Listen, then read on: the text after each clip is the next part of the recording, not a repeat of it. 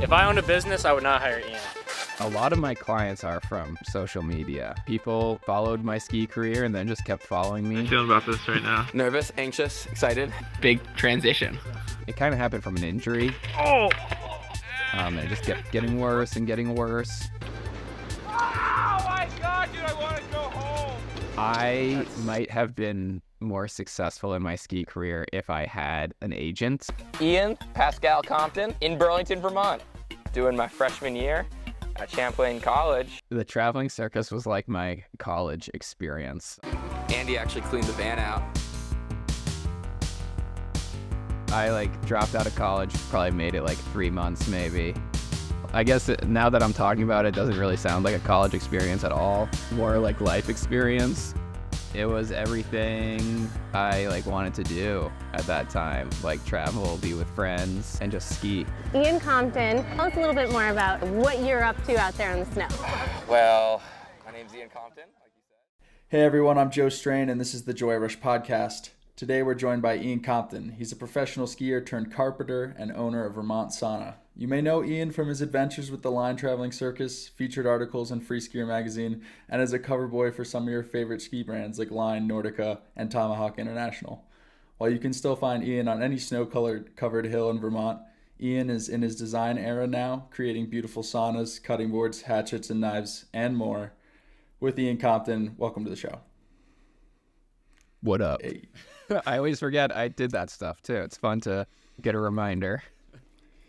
Even just going through, I did an Instagram stock for kind of my preparation, and just, you were pretty active on social media. You still are, but in terms of what it's become now, you definitely were posting consistently, whether it was a funny picture you saw or just the ski edits you had. You were constantly posting, which I loved, being able to go back and kind of see that archive. There's a lot of stuff. There's a lot. I mean, when I was doing the week, I was making an edit every week. It's a lot of content for a while. I know. I have some questions about that, but I feel like they're lost in here. I was a short baseline for everyone. I met you in Vermont through my weekend ski program at Mount Snow. Because I was younger, I didn't really ski with you. My older brother, Jack, spent most of his time with you, Jack Borland, Chris Logan, the older guys, the cooler guys, and our coach, Matt Iavani. Spent some time with you guys mostly in the locker room, but you guys were the cooler older brothers that we looked up to in the ski world. And it still feels like that in a way. It's kind of cool to see you guys off doing your own thing. I'm curious, with everything that was your trajectory with skiing and the way you guys kind of did filming, what was really your first big break that got you lined up with a sponsor? Do you remember the moment? That's a good question. There was skiing felt so small back then. It felt very close knit. So I feel there was a myriad of small events that kind of formed a bigger one. Rails to Riches was a big one. Because then you can kind of meet the people that you're watching edits of online. New schoolers. Yeah, exactly. I think actually the biggest one though was when Shane McFalls moved to Vermont, and I remember Mount Snow had a early season rail setup on the Bunny Hill. I'm sure you remember that little area. And Shane had just been hired for becoming the Mount Snow filmographer. And for anyone who doesn't know who Shane is, he is the brainchild of the Traveling Circus, pretty much. He is just the cameraman. He made Traveling Circus what it was, with his unique form of filming and everything. So I just remember one day showing up in a weird outfit, and Shane was obsessed with me being really weird, and we filmed all throughout that season, and that just kind of led to me being with the Traveling Circus, me skiing with Line. It was really all because of meeting him. So I would say that's definitely the biggest one, was just that one random day that I showed up there and got a film with Shane. I just started hanging out with a new best friend, kind of like that Step Brothers scene. Did we just become best friends? Yeah, exactly. Yep. That's so awesome. So the line traveling circus, like, funny enough, I was on a walk with my girlfriend like 2 months ago, and just walking her dog. Just look up the street, line traveling circus. Van's just parked outside somebody's house, and I'm just like, holy shit! I haven't seen that van ever in my life, and now I'm just living in Utah on a walk with my girlfriend, and I'm just seeing it on a random day. Did you find out who it was? Driving? Didn't. I've seen it like around town one other time, but that was it. I wasn't gonna go knock on the door, and like I was playing it cool, you know. maybe in like high school I would have fangirled and been like, LJ, you in there, bro? No, it's funny. But yeah, what was the traveling circus like? I mean, I remember the episodes just being pretty hectic in general, living out of the van, long drives, and then a lot of gnarly crashes. It was the traveling circus was like my college experience. I like dropped out of college pretty soon after going to it. Probably made it like three months maybe. And I feel like I got most of my college experience from just being with those guys, like knowing how to do road trips, knowing how to just like grind, late nights behind the steering wheel. I guess now that I'm talking about it, doesn't really sound like a college experience at all. More like life experience. So it was just like, it was everything I like wanted to do at that time, like travel, be with friends, and just ski at every location in America, like going to the smallest to the biggest hills. It was a dream. It was a total, now like looking back at it, I'm like, oh my God, I can't believe I put my body through that and my health. But I wouldn't trade it for the world. It was such a amazing experience. At times super frustrating. But it was just... I was gonna say, do you have a rose and a thorn from the line traveling circus? Like a specific one? Yeah, like a specific memory that comes to mind is like a really like Polaroid captured moment that was really great, and one that was just like, oh my God, I can't believe I'm doing this still, or doing this at all right now. I got a couple. I got a lot. A lot of thorns. I got a lot of thorns. I had my 21st birthday on one of the trips, and that was pretty brutal. That's a whole nother story I won't even get into.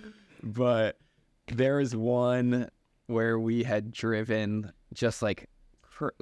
driven from the East Coast to Utah, and then it was like from Utah back.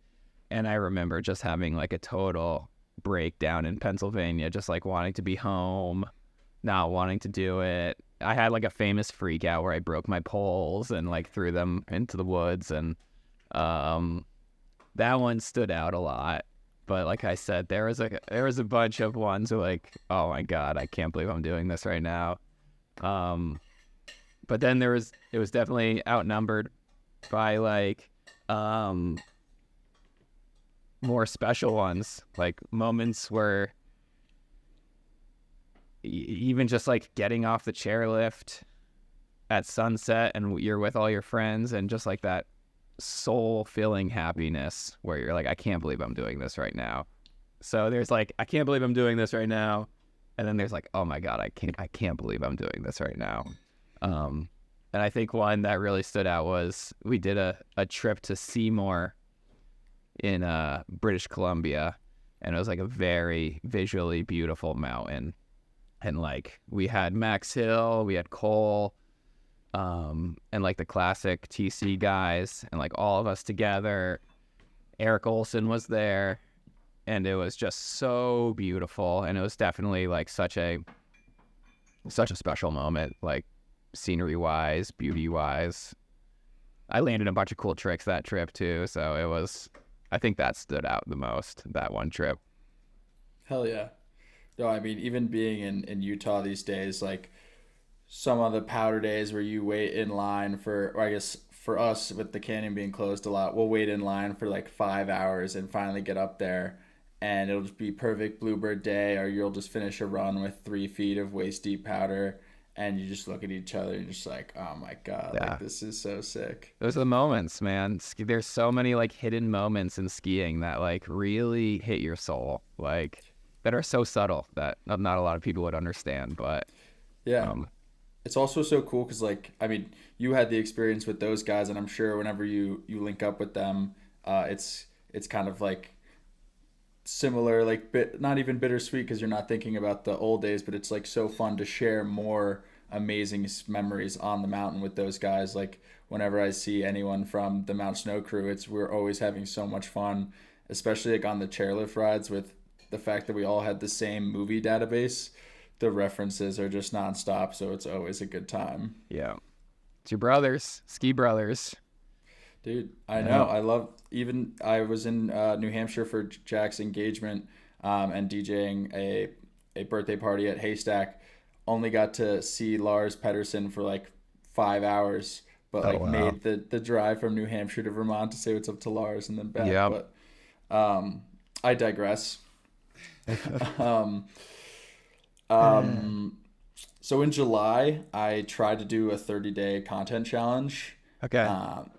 I didn't really have any aim with it. It was a lot of kind of random stuff, which I think which is why podcasting and podcast like content is easier for me, because there's like a purpose to the creation of content. Yeah. When you were doing the week, you were doing all the editing, all the actual skiing, and you're doing it every week. What was that process like? Because I'm sure it was like, I know just from getting this stuff out that it was a grind. So like, were you filming around the idea of putting out a week, or were you just scrambling to get footage together every week to get something new? It came pretty easily, believe it or not. It like, I was super into music. I'm still super into music, but like I was really hunting music then. And when you find a good song, it's so easy to make an edit to it. Yeah. And so I really was just finding good songs and making edits to those songs, and just so happened to like live at the mountain, and it was like easy for me. I think I was living in Mount Snow at the time. I like my peak. And it was just like easy for me to put together some content, even if it was super mellow, like just me walking the dog in the woods, just kind of showing like the lifestyle. But now like thinking back on it, I'm like, oh Jesus, I could never do that again. It was just like a perfect moment in my life where I could. On to some more heavier hitting stuff. Let's talk about the transition away from competitive skiing and filming. Was it hard for you to find kind of a new identity that wasn't completely embedded in a sport? I know it's very natural for us all to grow up and evolve, but what was that journey like, and how did you end up at woodworking, really? Thank you for asking. It's like the most powerful moment and one of my more powerful like situations in life. It kind of happened from an injury. Like I was struggling with a back for quite some time, and it was a weird injury where it like just didn't happen during like a fall. It was just like kind of repetitive, and it just kept getting worse and getting worse. And with the back, it's real tricky. You can't just like go to the doctor and they tell you to like, even surgery, like a back surgery can make your back worse. It's a creepy thing. So I kind of took it as a sign, and just transitioned into a different stage. I was lucky enough to like have a little place in Greensboro, Vermont, which is like one of the most beautiful places in Vermont, where I could kind of like hunker down and think about my life and transitioning, and just so happened to like, I remember cutting a tree open that had just like fallen on my property and just being like so in love with like what was inside of the tree. And it kind of reminded me of like that excitement you get when you're a kid and you like watch a ski video or you're at the ski mountain. And I was kind of like losing that excitement from skiing just because like, I'm sure you're aware like what ski resorts are becoming. It's a little different than how we grew up. So I already had that, and not being able to really like walk well, my body like told me it was time for a change.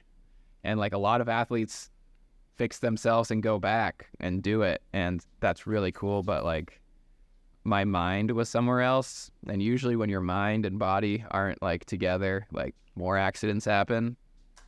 So just took it as a sign, and just so happened to have some nice trees that fell, and it kind of started this path. I met a couple like older people in the town I was living, and they like kind of took me under their wing, and I followed them around at work and helped them in carpentry. One of the guys was a woodworker, and I would spend time in his shop, and it was just like a slow evolution of like what now is my new career. And yeah, it just happened organically, and I'm so thankful that my body was able to mend. But I think if I didn't take that as a sign, I probably would have been in worse shape. And I've always been a kind of person that like is just so curious, and like if a sport, like I remember being a rollerblader and thinking I was never gonna do anything else, and then found hockey, and just yeah, there's so much cool stuff in this world. So Dude, that's awesome. I mean, obviously like a bummer that your body was the one to deliver the message, like, hey man, let's move on to something else. Like, this was a great run in terms of pushing ourselves athletically through skiing. yeah. But also like so poetic that you found like a tree falls in the woods, that you kind of stumbled upon your love for this craft by just being in the right time, right place. The universe is filled with little breadcrumbs. I'm sure you've experienced breadcrumbs. I'm sure other people experience it all the time. It's just like really important to like look at things that way, and it can be dangerous to not, to like just keep pushing something that doesn't feel right. Ignoring the signs from the universe. Yeah. Have you read The Alchemist? I have not. I'm not the best reader in the world, but I would actually. Is he the guy that turns things to gold? Yes. I think I did like when I was young. And well, that might be. Well, yes. Well, I wish I won't remembered cut you off because I'm thinking of either King Midas is the bad touching of gold, and The Alchemist is more of a story about a boy who tends to his flock of sheep and listens to the signs of the universe, and ends on this wild quest by listening to kind of the omens. It's I think it's not a very long book. I think you might enjoy it. I think I'm gonna write it down. I think I'm gonna write that down indeed. I love that. I love smaller books. I know, and I love those kinds of stories. I know. If you don't like this book, I would be shocked, honestly. Well, just given from how much I know about you. I'll track it down, and then I'll give you a full book report synopsis. I'll get you a copy, actually. Don't even worry. Thank you, Joe. Yes, sir. I would love that. My thanks to you for jumping on. So you're crafting wood at this point. You're an entrepreneur. Maybe even if you don't see yourself as this from the start, like with skiing and sponsorships and kind of, I don't know, using your brand kind of as an entrepreneur, and now definitely by selling these kind of products you make, whether it's knives and cutting boards or saunas. What have you learned about running a business from kind of maybe the mistakes or the successes from your personal brand in skiing that might have transferred to this new chapter? That's a great. If there's anything, it's very relatable. I might have been more successful in my ski career if I had an agent or like someone that knows your self-worth, because I'm gonna try not to throw up right now, but I have an artist mind, and I'm an artist. or however you say it, I'm just like, I don't have the business mindset. So like if it was my way, I would probably do carpentry for free for people, but the world costs money, and so I've learned a lot of lessons on knowing your self-worth and like your time is so valuable. And the stuff I've learned in carpentry makes me question a lot of the decisions I've made in skiing, because when you're young, you have all this energy and you're willing to do all of this stuff for a company that might not have your best interest in mind, or and it's hard to see now, as someone who's like learned a bit about it, watch young people like kill themselves for things, and they're following their passion and they wouldn't have it any other way. But like, gosh, how can I not go on like a tangent about this? I guess what I've learned most is just like knowing how valuable your time is, and to find people that appreciate that. And I was lucky, like Line did appreciate it, and a couple other companies did too, and the clients I have, they appreciate it. But if I have a client that like doesn't appreciate doesn't appreciate, then I will usually leave the job and not do that job anymore. But like, even if they're not pleasant to deal with, or they have some attitude towards someone that's doing work for them, I could easily see that being a deal breaker for anyone, not just you, of just like, I'm a human being. If you don't want to respect how much my time is worth, or how much my art is worth, and respect me as a human being, then you could just get whatever you're looking for from someone else. The biggest difference about my current career and my ski career is I have a wonderful wife who is my business agent, and she knows how to work like that. So I can like be on the sidelines and like focus my craft, and she can, get us what we deserve, because we're a pretty powerful team. So if I had her in my ski career, I probably would have been a little more successful. She'd have been pulling all the strings. X Games gold medalist Ian Compton. Because like I said, I would do shit for free. I like love. Yeah, I don't know. It's just how I am. It's not a bad thing to have a big heart, but not everyone does. So there's vampires out there. You're right. There absolutely are vampires, and that's the real issue. Yeah. Dog eat dog world. Sorry to cut you Please. off. I just recently realized that it was dog eats dog world. I always thought it was a doggy dog world. Oh. So recently, it's dog eats dog world. Yeah, I just found that out. I guess that like makes sense. Dog eats dog world. Probably like a year ago, I found that one out. Well, thank you. I just thought I'd let you know. I appreciate that.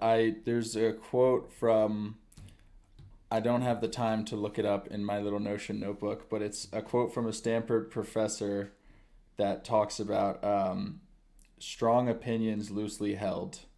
Hey. And that's something I've been trying to channel, because often I'm wrong, and I'm totally fine to be like, you're wrong, see the receipts, and then be like, I'm wrong. I'm absolutely wrong. So thank you for letting me know that. Now I know, and now everyone else will know. Obviously social media played a pretty big role in your past career and of skiing, and now in this career, especially with kind of an earlier like ski social media that everyone might not know about, new schoolers, and just Instagram you were pretty active on as well.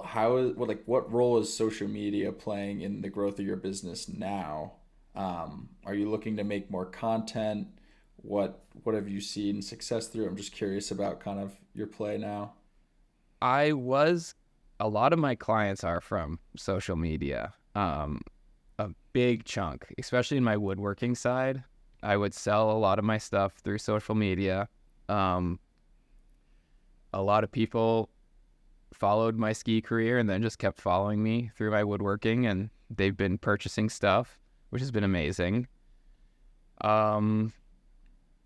It's slowing down now. I still post a decent amount, but I've been taking a little break, just kind of focusing more in the craft. And I'm lucky enough to have like a store in Vermont that is buying most of my stuff. So every once in a while I'll post, and I'm not selling stuff online anymore, but I would say like my initial growth was 100% due to social media. And there's still people that will find us for our sauna company, and they'll reach out saying they want a sauna. So there's still some there, and it's been cool because they'll like know me as a woodworker and not a skier. So that's like a new thing for me. Dude, I saw your video online. Your sauna is gorgeous, and you're just it's you could have seen so many videos. Yeah, it's pretty funny. But yeah, the initial growth was all because of social media. It's such a powerful tool. I am really happy that I didn't have Instagram as a skier, really. Like, I caught it, like, I don't know, Instagram came out. Do you know when Instagram came out? Like 2000 and... Like 2011 or something. Okay, yeah, that sounds about right.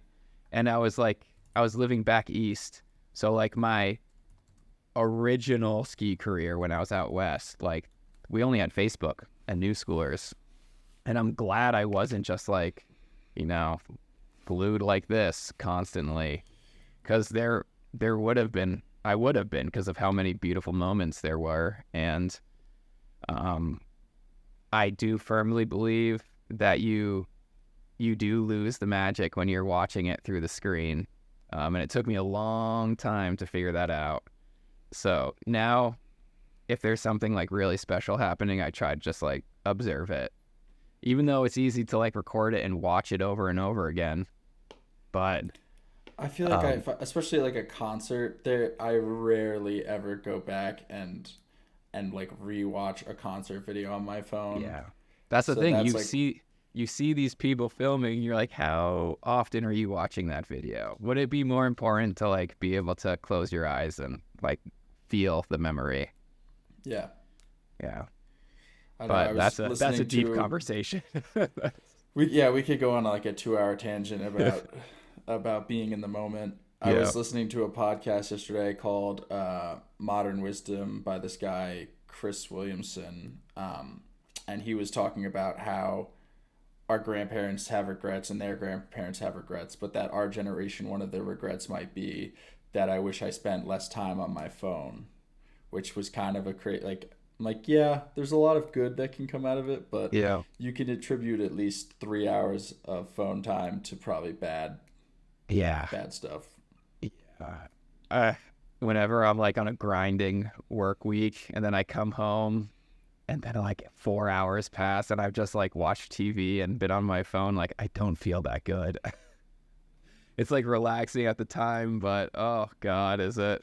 It's like a mental hangover of just like, I need to put this thing down. I can't believe I just watched 5,000 pieces of content pass my eyes. And we're sponges, man. Like, we will hold on to the littlest information that will just like be stored in there, and there's only limited space up there, so you kind of want to keep the good moments up there. Which is I was telling my friend the other day, I was like, I think that's why we can't remember. I mean, it's probably scientifically proven, but I think that's why we can't remember our dreams, because we can barely remember what we did 2 days ago. Yeah. Yes, sir. When talking about the content that you were posting for kind of your initial growth, were you grinding through that? Like, I know, because like the content creation process is exhausting, especially as an artist, because you're like, you have to be inspired, and then you have to make the art, and then you have to finish the art, and then you have to go and capture the art and market the art and then do it again. Like, were you just in a grinding kind of motion for the first, I don't know, couple months until it started to gain traction, you started getting sales? Um, I mean, you probably had a couple, maybe like 10,000+ followers when you started. So yeah, there would be times where it felt like a grind. Just like, I hated taking photos. I like could never find good light for my pieces. Like, that was the time that it felt like, oh, God damn it. I gotta like wait till 5 o'clock when the light is like shining in my house a certain way and then like get all my pieces and take photos. But I was so used to like editing video that I kind of had fun with it after the photos were taken. Like, that whole process of like putting it out there, maybe doing a little color correcting and whatnot. It felt natural, but just the taking photos felt like a bit of a grind. And I didn't really do anything else. Like, I mean, I was working carpentry, but like I was living up in northern Vermont where there's not a lot of people. So like that was my life. I wasn't like, oh, I got to do this before I go to the bar. It was just like hanging out with my dogs, doing that. So it always felt natural. Got it. Yeah, no, it's like for me right now, I'm dealing with listening to different podcasts of different people like Gary Vee, and they're all like, if you're not making 70 pieces of content a day on 5 different platforms, you're not growing your business. I'm just trying to make like 7 reels per podcast episode, and the production of each reel is kind of getting more advanced with each guest that I have, because hopefully it continues to, but each guest I feel like I've had continuously has more social media content that I can pull from and use. And so I feel like nowadays it's just like we're oversaturated with content, but you also have to make like 15 pieces of content just to get in front of more people. That's intimidating. But if you love it, does it feel like a grind as much? Like, you're right in that point where it feels less like a grind, especially like the reason I decided to be another white male with a podcast was because I'm looking for a new marketing job right now, and I was taking a bit of a break from music and trying to figure out kind of what is my next chapter look like. What do I want to do with my life from an existential point? And I started to have all these kind of cool conversations with people, and I was just like, well, I'm looking to get better at making content. I'm looking to kind of talk about things and talk to people and keep having cool conversations. So why don't I just turn that into a podcast, and then I'll have all this content to pull from and things to talk about and post about and think about, really. So it is intimidating, but it also is really fun in the fact that I've got like 10 conversations lined up over the next 2 months. That's really cool, Joe. And I'm thankful for my friends and their friends for taking the time to sit down and chat. Like I'm hoping that these can be as fun and conversational for me as it is for you or the other guests. But yeah, just like having more interesting conversations, learning, and just trying to grow. Yeah, that's what we can do in life. It's a powerful thing. Speaking of growing, I know that you were pretty close, obviously, with kind of the ski block crew and the Mount Snow crew. I saw a lot of posts of Evan Williams in your Instagram feed. Oh, yeah. How have your friendships evolved throughout this change of season for you? You got married. You spend less time in a van. Do you have any specific ways that you stay in contact with people? A yearly trip, a monthly phone call?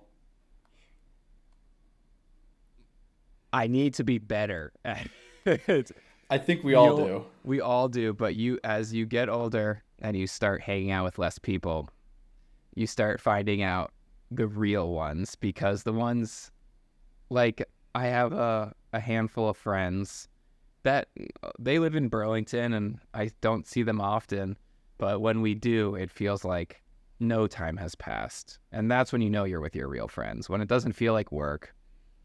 And sometimes people can like be bummed when you flake and whatnot, but your real ones, they just like, they know it's life. But I've always been like hard to socialize with sometimes. And I'm practicing being better at it, but I don't. Sometimes I'll call friends, sometimes I'll FaceTime. Shane is like my best friend, and I like will FaceTime every once in a while. Sometimes we're FaceTiming every day, but then times go by where I won't hear from him for months. But I wish I did a group trip. That would be really cool. That Could it be would the, be the perfect catalyst to start one.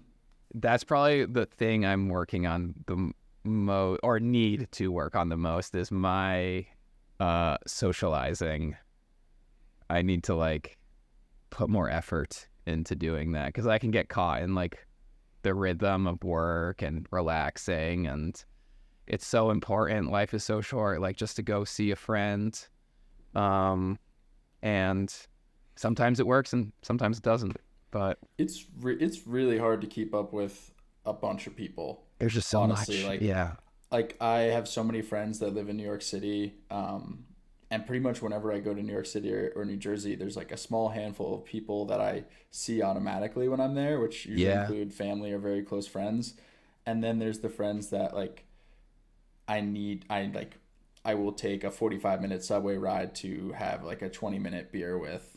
And then there's like everyone else who I love to death, but I'm just like, I just don't have it in me right now. Like if the timing was better. But yeah, it's incredibly hard to carve out time to like. It's a tricky one.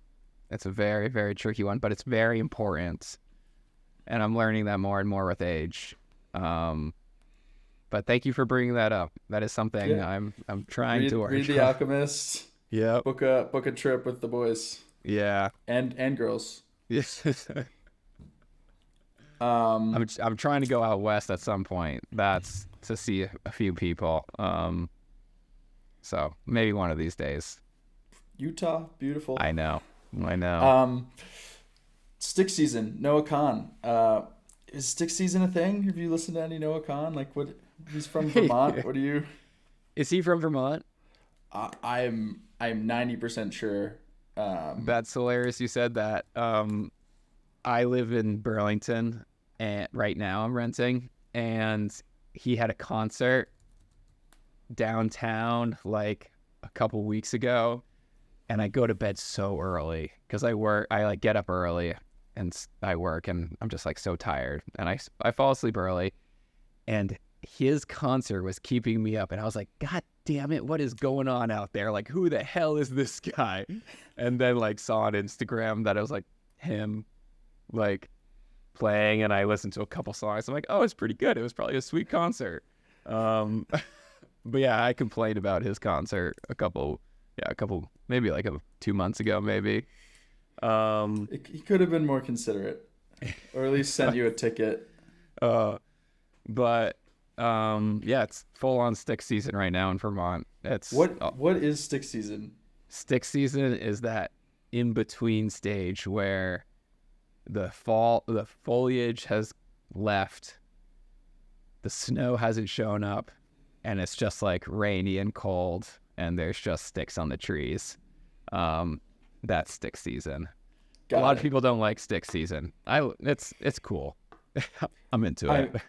Yeah, I guess the Weekend Warrior project didn't see a lot of stick season, being that we were mostly in Vermont during the summer. It can be very gray. Yes, gray and muddy. Yeah. I do remember, like before we like had a house in Vermont, I cut my head open wakeboarding. I will never forget that, dude, because you scorpioned, right? Yes. And we would always say like Joe scorpioned on a wakeboard and hit his head with the board. Could you imagine doing that? It like I remember being in like dance class in primary school and being like, look, I can touch my foot to my head. And then one front edge later, I've got a towel holding my head together watching Princess Diaries 2 on the way to a hospital like an hour and a half away. You're not going to have a good time when that happens. You're going to have a bad time.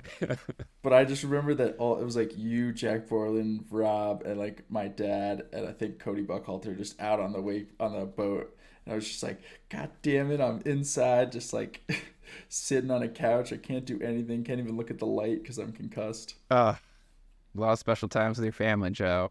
A lot of special times.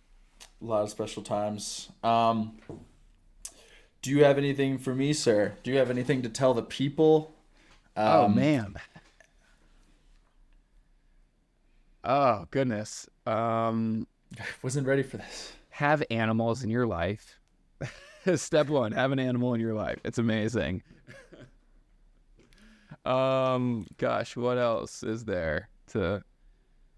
Do you have any wisdom for somebody that is who's maybe closing the chapter or looking to close the chapter on one career, whether it's a finance job they hate or somebody retiring from a sport that is kind of searching for a new identity, a new purpose, and just looking for that next thing? I'm so bad at talking, and I wish I could whatever that word is, the things that are in my head out. And I'm working on that, but I would say that whoever that person is, to know that, and it's so cliche to say, but like you are in the driver's seat of your life. And if you have like doubts about transitioning, like that's normal, but like the universe is on your side at all times. Like shit happens, but you are usually, unless you're just like an awful human. And to that person, I say, get a little nicer, because magic will happen. But yeah, magic exists in this world. Be open to that magic. Look for the signs. If you hate your job, but you can't transition yet, just be your best self at that job and slowly know that it will evolve into something else, and like put work into it as you are in it. But yeah, this world is magical, and in all its ups and downs. And I hope for more people in this world to follow what they love, because we would live in a different world if more people were happy. And like, the world can be a pretty unforgiving place at times, but you're not in the passenger seat. You are driving the car, and make sure it's going in a direction you like. And get a sauna, because you got get a sauna, and don't just get any sauna.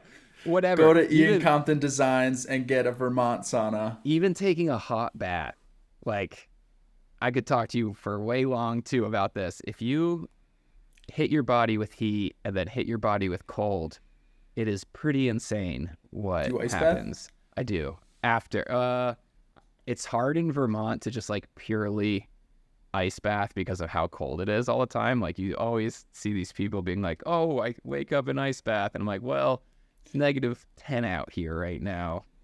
But yeah, my wife Jenna and I, we have a stream in our land that we're slowly building our house on, and we go stream, sauna. We were just in it last night, and it was like the coldest night of the year. I think it was like 28 degrees. And the water is probably like 30. It's just about to freeze, and it's running water, so it's cold. But stress your body, not your mind. That's an important thing to do. That's could be the thumbnail right there. Stress your body, not your mind. You can get the benefits of a sauna even from a hot bath. And there's some crazy studies coming out, and I would love for people to go look at those, because I personally know the sauna that we built for ourselves changed my life, and that's why I wanted to bring it to more people. Because the world can just be so damn difficult, and it's so important to just like sweat and be present in your body and not like so stuck up here. So that's like my little ramble for the folks. No, I love it. You can keep going. I mean, I haven't really done a ton of saunaing. I remember one extremely hungover day or hungover morning in Las Vegas doing I think was the last sauna I was in, and I don't think it helped me just because of the shape that I was in already when I jumped in it. But I do try to do ice baths. I don't really have access to one right now, and I could go make one, so that's an excuse right there. But hot bath and a cold shower, man. I live by it. If I don't have access to my sauna, it's pretty crazy what happens. Like and there's so many Buddhist books. That's the kind of reading I do, and that's why I'm super into checking out The Alchemist. It's just kind of like personal growth, existential stories. And they say 30 minutes in a hot bath is equivalent to a full day of meditating. And then and it's usually very hot. And when you're done with your hot bath, take a cold shower, go lay down, and I can guarantee you won't be the same person that you were when you entered that bath. So that's some homework for you, Joe, to go try out. Because you don't need an ice bath. You can just do a cold shower. His creations are available on Instagram, sometimes in limited quantity at Ian Compton Designs, and you can learn more about getting your very own custom-built sauna through Vermont Saunas. Ian Compton, an absolute pleasure. Thank you so much for sitting down. Absolutely. For my brother. You're a great human. I'm so happy to hear you're on this path. And I look forward to hearing more. Hell yeah. Till next time, brother.